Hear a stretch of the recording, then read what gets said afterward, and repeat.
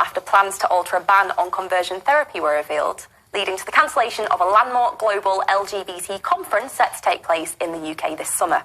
More than 100 groups pulled out of the Safe to Be Me event after a decision to exclude transgender people from a proposed conversion therapy ban was made. The event, which was labelled as the UK's first ever global LGBT conference, would have coincided with the 50th anniversary of the capital's first official Pride marches.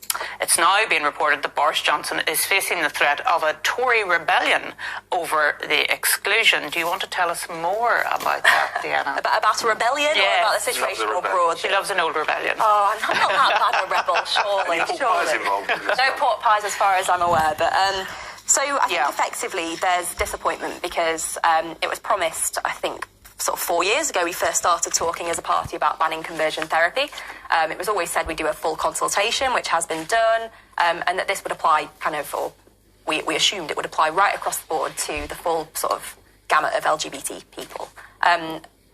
It was in the Queen's speech that this would go ahead, and then suddenly, I think it was early last week or late the week before, we heard that conversion therapy ban was not going to take place at all through legislation, saying that we'd explore non-legislative ways, which went against what we promised we would do and what we promised in that Queen's speech.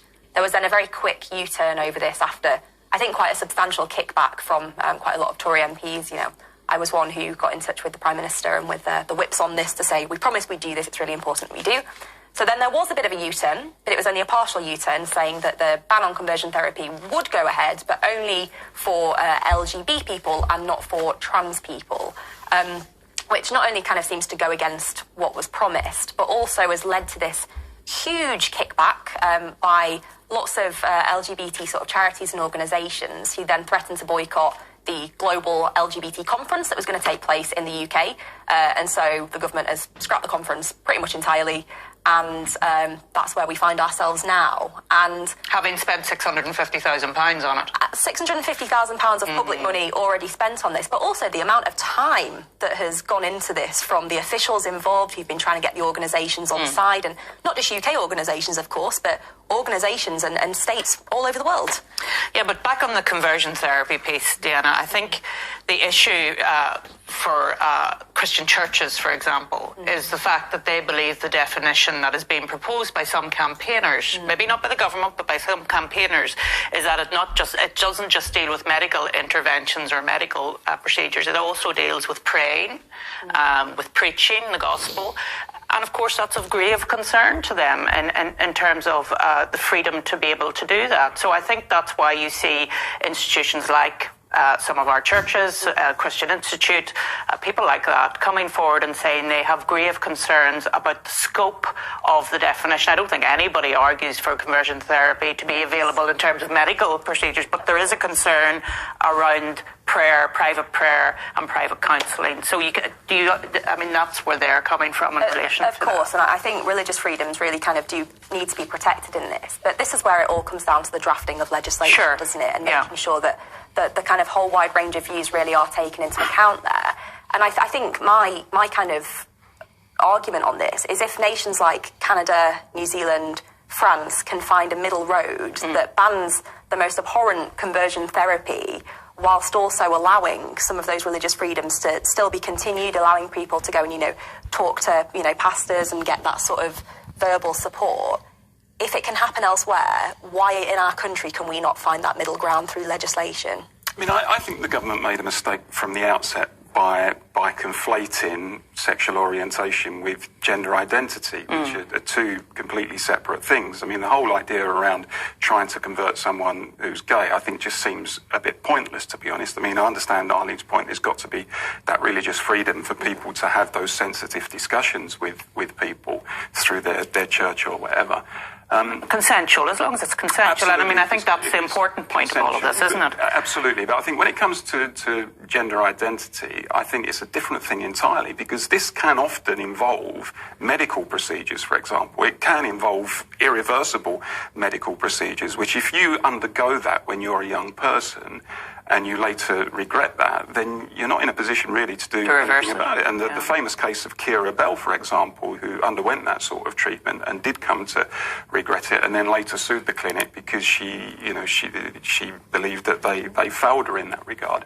So I do think there's issues around free speech. I think there's issues around religious freedoms. I'm not convinced that a law on conversion therapy for gay and lesbian people is absolutely necessary, but I certainly believe that when it comes to trans issues, it's much, much more controversial. Yeah. And, you know, as a parent, if my child was going through, you know, that kind of thing where they were thinking about transitioning, I would want professionals to have the freedom to say to them, look, this is what it really means, and to have that sensitive discussion. And my fear is that on something like that, which is irreversible, we don't have that freedom, and I think that's a real danger. But I think my kind of pushback to that would be that those kind of spoken kind of therapies and counselling would still be available through sort of dedicated, trained medical professionals who'd be able to have those conversations, counsel people through that, because, you know, we know that gender dysphoria is a thing, particularly amongst younger people who are potentially going through puberty,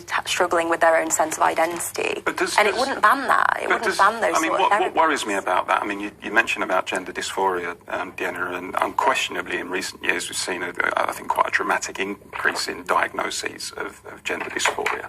And of course, we should have sympathy and compassion with people who are struggling with their identity in that way. But, you know, I just think that we have to have the freedom to speak to people, because there is such a thing as social contagion.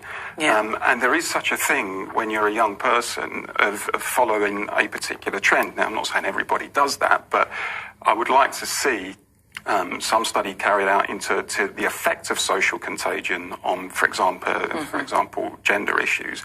And if there is that social contagion to a significant degree, then it is eminently possible that there will be a number of people in the future who said they had gender dysphoria at one particular time in their lives when they were young, but didn't have it later. And, you know, I've known young people, for example, who have said, you know, they're bisexual or they're lesbian, and a few years later they're not, and, you know, they're heterosexual.